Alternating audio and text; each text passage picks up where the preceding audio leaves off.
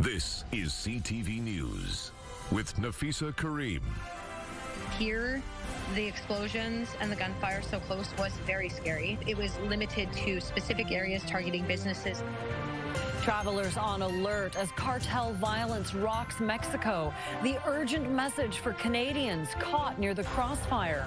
This is not a 10-centimeter snowfall. This is not even 20 or 30. This is over a meter of snow, which is awesome.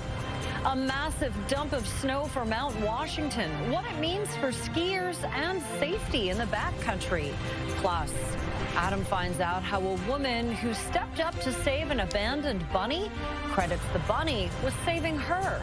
Later on the Sawatsky sign-off. Good evening and thank you for joining us. Canadian tourists in a popular Mexican vacation hotspot are on edge following a wave of retaliatory violence across Mexico after the killing of a cartel kingpin by military forces. Global Affairs is telling Canadians in Mexico to exercise a high degree of caution and avoid travel to the hot zone, Puerto Vallarta.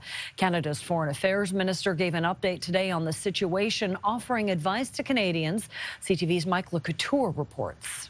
Amanecimos sin ningún bloqueo en ninguna de las carreteras. In an attempt to reassure people in her country, Mexico's president said all highway blockades have been cleared and practically all activity is back to normal. Claudia Sheinbaum told media a national command center has been established to coordinate security operations. Gobierno, hay Fuerzas Armadas. There is coordination between the armed forces, security cabinet, and government authorities to safeguard people, she says. Now, Canada's Foreign Affairs Minister is most concerned for the more than 26,000 Canadians registered in Mexico, and she's being reassured by her Mexican counterpart. In my conversation with Foreign Minister de la Fuente last evening, he indicated that the situation should stabilize in the coming days. In the meantime, Anand says officials are on the ground and in Ottawa already helping affected Canadians. We have received 440 calls. 3 of those calls involve consular cases. 2 of those are injuries that are non-life threatening. There's also concern over when airlines can resume normal operations after a number of flights into Mexico were canceled. Air Canada is urging all customers in the Guadalajara and Puerto Vallarta areas to remain at their hotel or current accommodations until further notice. WestJet canceled 20 additional flights to and from Puerto Vallarta on Monday, while Porter Airlines has canceled a total of 3 round-trip flights, adding, because this situation is evolving, we are monitoring it and will consider further policy and schedule updates as needed. This includes determining when flights can safely restart. Asked if Canada was preparing to organize repatriation flights for the thousands of Canadians who are in Mexico, Anita Anand said that is not something the federal government was considering at this time. Mike LeCouture, CTV News, Ottawa. Many islanders are caught up in the chaos. A Port Alberni man says yesterday's calamity in Puerto Vallarta is being followed by relative calm. He and thousands of other Canadians are following lockdown orders and hope they can get home smoothly. CTV's Anna McMillan has more from BC residents left stranded. Moments before explosions and gunfire erupted yesterday in Mexico, a Vancouver Island man was just about to leave his resort when there was a massive boom, and ran over to the window, and there is a car half a block from us that's on fire. And then shortly after that, there were a few more booms, and you can see the pillars of smoke coming up from multiple different areas. And over the course of about an hour, there was 16 different booms. Randy Duchak lives in Port Alberni. He says today in Puerto Vallarta, all is calm. It's now quiet and we are safe.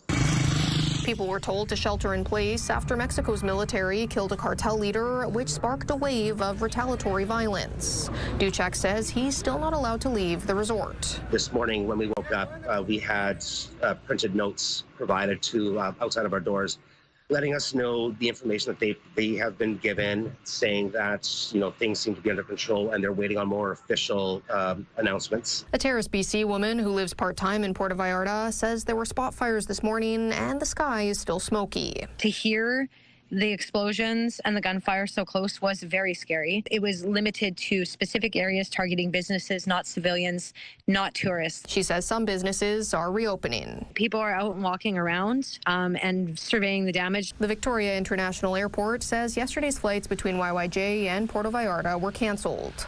The next scheduled flight from Victoria to Puerto Vallarta is Thursday. Before coming to the airport, YYJ is advising passengers to confirm their flights are a go through their airlines. We are assuming that within the next 2 weeks, things will have gone back to being relatively normal so that we are able to leave. He's set to fly home in early March and hopes by then a sense of normalcy and safety returns to the city. Anna McMillan, CTV News. It's feast or famine for Vancouver Island's largest ski resort this winter.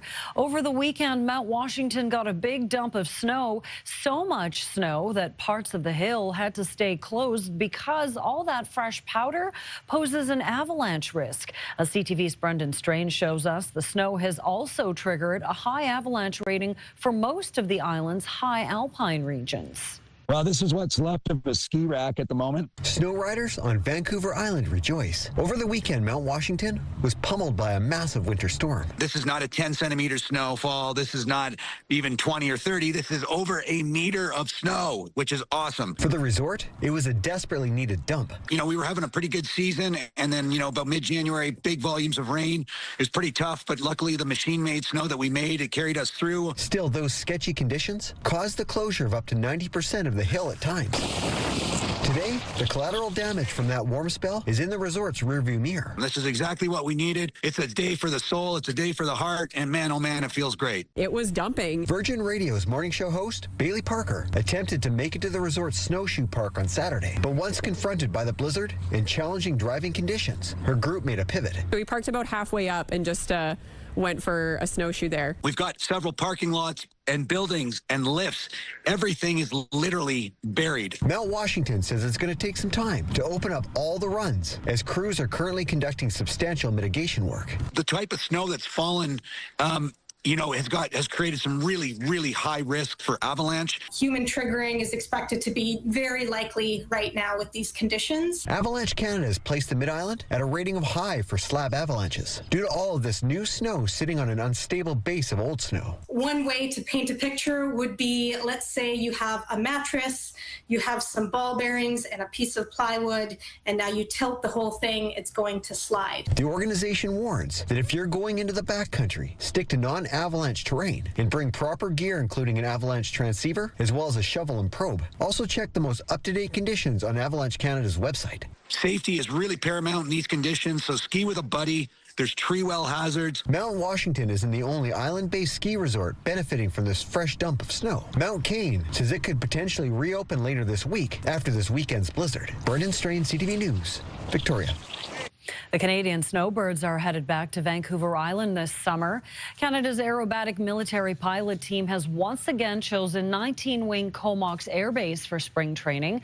It's the 55th year for the Snowbirds, with shows planned across the country and the U.S. this summer. The team normally trains in Moose Jaw, but likes to head our way for a chance to train with different terrain. So it gives them the opportunity to fly over water, which we don't really have much of here in Moose Jaw. So for that aspect of training, we need to have that because we do over water shows. So we need to be able to train over water because the experience is different for the pilots between flying over water compared to land. For those in the Comox Valley, you may get a teaser while they practice overhead.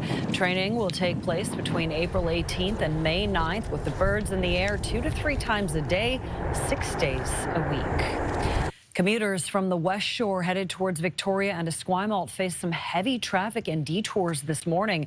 It's the first day of work for BC Hydro, which is doing some underground transmission infrastructure along the 200 block of the Island Highway. The highway is down to single-lane alternating traffic. Drivers are asked to detour up Helmkin Road towards Highway 1. The project is expected to take 14 days.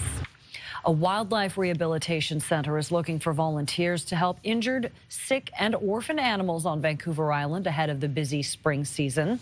The BC SPCA Wild Ark in Metchosin is recruiting volunteers for everything from their animal care team to wildlife chefs, even animal ambulance volunteers. Wild Ark cares for more than 2,000 animals each year, with most arriving between April and September, when most animals have babies. Information on how to volunteer can be found on the Wild Ark website.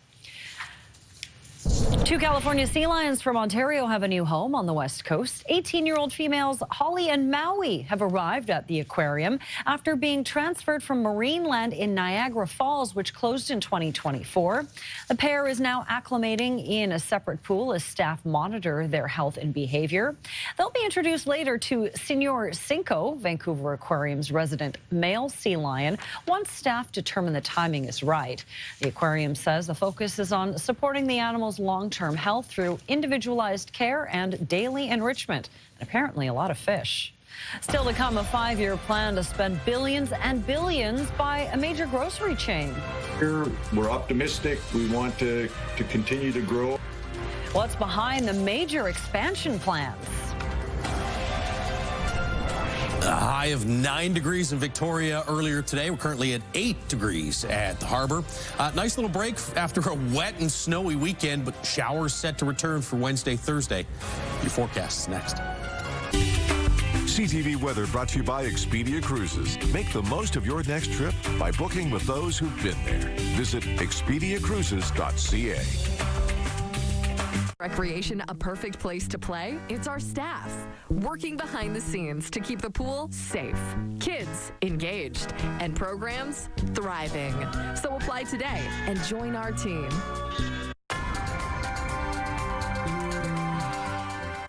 Josh, welcome back. What are you serving up in the weather buffet? Well, a little bit of sunshine on the way for tomorrow, and then it's not going to be heavy rain and heavy snow like we saw across parts of the island over the weekend, but Wednesday, Thursday, both have some showers in the forecast. Not bad temperatures, though. 9 degrees in Victoria right now at the airport. That's the daytime high for today. You had an 8 in Port Alberni, double digits there in Comox, and wind pretty light for most areas. Clearer skies as you move further north. You can see there are some scattered showers, though, across the southern parts of the island. We may even see a brief scattered shower in the Victoria and Nanaimo area before tonight is done. It doesn't look like it's going to be anything too significant. We were eyeballing the Comox area for the potential for some showers or maybe even an isolated thunderstorm for this evening. I think that risk is pretty low through this evening and through that region. Here's your drier pattern that shapes up for tomorrow. Good amount of sunshine through the afternoon hours. Just a little bit of shower activity there for parts of the North Island. Rain rolls back in, though, on Wednesday, and it actually looks like we'll see some periods of rain or some showers Thursday as well for most of the island. Certainly that's the case in the north. Tomorrow, just a slight chance of scattered showers, we said, for a couple of spots. I think areas like Port Hardy, though, you're going to just be mixed sun and cloud. About 7 degrees tomorrow, which is close to average. Rain for Wednesday and Thursday. And then it dries up. Yes, it cools down, but it dries up for the end of the week and into the weekend. 10 degrees for inland sections tomorrow with a mix of sun and cloud. Rain returns Wednesday, Thursday. I think you're looking at anywhere between 15 and maybe as much as 20 or 30 millimeters worth of rain. Temperatures will back off as well into the 6 or 7 degree range, so just slightly cooler than average. But the sunshine returns for Friday and Saturday. Out on the West Coast, partly cloudy. 10 degrees tomorrow. Could see some fog patches in the morning. Those will burn off by mid-morning, though, and a good amount of sunshine through the afternoon hours. Rain Wednesday, Thursday, probably 20 to 40 millimeters worth of rain. Highs back to around average in the 8 or 9 range for Wednesday, Thursday, Friday, Saturday. In Comox, partly cloudy and 8 degrees tomorrow, and then double digits for Wednesday, Thursday. Mostly cloudy skies, chance of some scattered showers on Wednesday. It looks like most of the rain Thursday should avoid the Comox area. There's maybe about a 30% chance, but if you're going to see rain in Comox, it's probably Wednesday as opposed to Thursday. Cooler for Friday, Saturday, back into that 7 or 8 degree range. In Nanaimo, high of 9 tomorrow. Fog patches in the morning and then clearing in the afternoon. Chance of some showers for Wednesday and Thursday, especially early in the day Thursday. And temperatures in the 9 or 10 degree range for midweek. Back to 8s for Friday and Saturday with partly cloudy skies. In Victoria, Temperatures tomorrow morning should be on the cool side at about 2 degrees, but we're up to 10 tomorrow afternoon, so pretty close to where we were today. 9 was the high today. Morning fog patches and then sunshine in the afternoon. Wind stays pretty light, about 15, maybe 20 kilometers per hour. 10 and 11 for highs Wednesday, Thursday, with the chance of showers both days.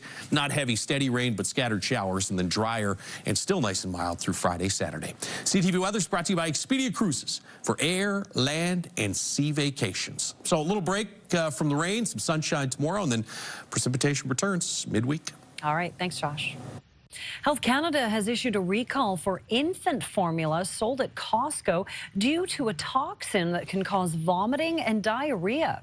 According to the Food Inspection Agency, Kendamil brand infant formula with whole milk is being recalled over the presence of cerulide. If ingested, that toxin causes gastrointestinal symptoms in as little as 30 minutes. The recalled products come in 1,000-gram packages with a best before date of May 1st, 2027. The Loblaw group of companies has big expansion plans. It's all part of a 5-year plan to spend billions and billions. CTV's Adrian Gabriel looks into what the major grocery chain has in mind and why. With Canada now home to the highest rate of food inflation among the G7, one of the country's largest grocers is setting the table for a sizable expansion. It says we're here, we're optimistic, we want to continue to grow. Loblaw Canada is investing $2.4 billion in 2026, with plans to build 70 new locations and create more than 9,000 jobs. The National Grocers Plan will focus on building new Shoppers Drug Marts, No Frills, and Maxi stores for budget-focused customers. Along with the renovation of 191 locations, it's an investment that stretches from coast to coast. Loblaw says it plans to open 4 new stores in Atlantic Canada, creating 600 jobs. 15 new locations in Quebec will create more than 1,985 positions. Ontario will receive the largest boost with 27 new stores and 3,775 additional jobs. Provinces west of Ontario will welcome 24 locations, creating more than 3,400 roles with the company. Food economists say grocers are taking notice of cost-conscious consumers. They're not leading consumers, they're responding to changes in consumer buying habits. Loblaw's push to expand its discount options is part of the company's 5-year plan to spend $10 billion by 2030. Grocers focus on 2 things. The first is share, that is getting people to walk into your store. And the second is basket, which is how much they spend when they come in. And if either of those goes down, they feel the pinch. Today's news comes ahead of Loblaw's 4th quarter results, set to be released this Wednesday. Some economists expect the company's upgrades to look similar to this. Just 2 years ago, this was a Loblaw's. It's since been rebranded and retrofitted as a No Frills, a sign of a shifting marketplace. Adrian Gabriel, CTV News, Toronto. Coming up, rabbit rescue. Adam finds out the story behind an abandoned bunny that's being credited with transforming a life. Next on the Sawatsky Sign-Off.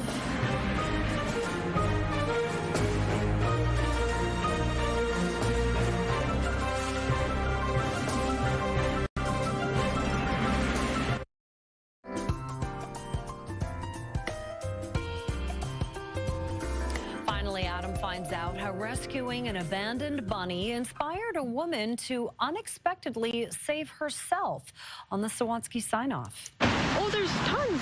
Well, it's not unusual to happen upon deer in a park. My gosh. Madison Davenport never expected to stumble upon a social media post about baby bunnies abandoned by a construction site. It was instant tugging at my heartstrings, and that's when I knew, okay, I think I have to help somehow. So, until a rescue society could be contacted the next day, Madison agreed to look after a bunny overnight. I had a bathtub, and that was the best option.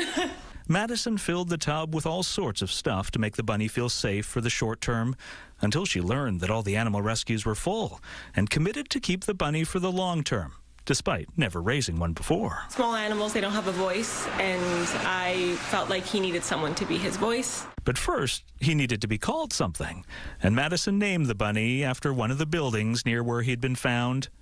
motel. And then I thought, it's embarrassing going to the vet and saying, here's motel. So she started calling him Mosby at the vet, Mo at home, and Momo. Whenever he'd cuddle up so close, Madison would realize she had to change her life. When I found Mo, I was going through an intimate partner violence situation. It's hard to leave, and I know I needed a safe place for myself, but also for this life that I now was responsible for. During the process of saving Mo, Madison says she found the courage, strength, and resilience to save herself. He, in a way, is my cheerleader, although he can't talk, and with giving him a voice, he also helped me to find mine. Now, years after escaping the situation, Madison says she and Mo were not just safe, but thriving. Now he's a great reminder of how you could flourish from a really bad situation. How, no matter the size of your heart, the power of loving unconditionally is limitless. The gratitude I feel to be here today makes my heart happy. Adam Sawatsky, CTV News, Victoria. The Sawatsky Sign-Off, brought to you by Coastal Community Credit Union. Bank happy at Coastal Community Credit Union. Madison and Momo. Well, that is it for CTV News Vancouver Island. Thank you so much for joining us. Good night.